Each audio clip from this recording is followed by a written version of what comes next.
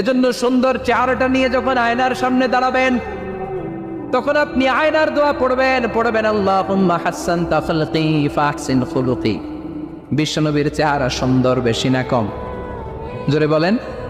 চাঁদের চেয়ে সুন্দর তুমি নবী আমার কামলিওয়ালা, চাঁদের চেয়ে সুন্দর তুমি নবী আমার কামলিওয়ালা, দু জাহানের বাদশাহ তুমি প্যারা নবী সাল্লে আলা, দু জাহানের বাদশাহ তুমি প্যারা নবী সাল্লে আলা, চাঁদের চেয়ে সুন্দর তুমি নবী আমার কামলিওয়ালা।